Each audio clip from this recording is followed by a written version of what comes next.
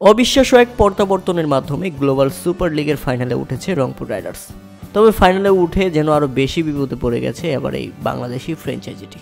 ফাইনালের ম্যাচে মাঠে নামা নিয়ে সংজ্ঞা জেগেছে রংপুর রাইডার্সের, অর্থাৎ ফাইনাল খেলাটাই শেষ পর্যন্ত তারা খেলতে পারবে কিনা সেটা নিয়ে এখন বড় প্রশ্ন।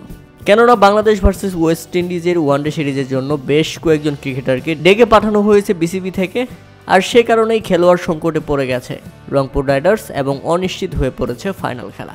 প্রিয় দর্শক, আমরা জানি 8 ডিসেম্বর থেকে শুরু হবে বাংলাদেশ ভার্সেস ওয়েস্ট ইন্ডিজের ওয়ানডে সিরিজ, আর 7 ডিসেম্বর শুরু হচ্ছে গ্লোবাল সুপার লিগের ফাইনাল।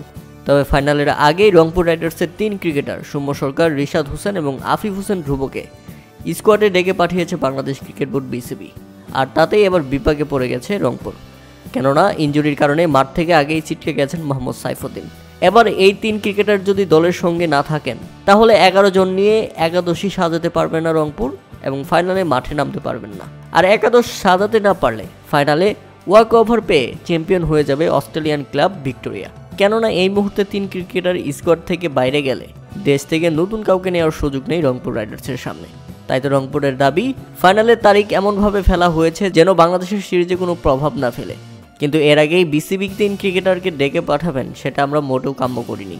আমরা আশা করছি বিসিবি এই ব্যাপারটি দেখবে এবং ফাইনাল শেষ করে সাথে সাথেই গায়নাতে দলের সঙ্গে যোগ দেবেন এই 3 ক্রিকেটার। তবে শেষ পর্যন্ত বিসিবি যদি রংপুরের এই সিদ্ধান্ত না মেনে নেয় সেক্ষেত্রে রংপুরের ফাইনাল খেলা আর হচ্ছে না।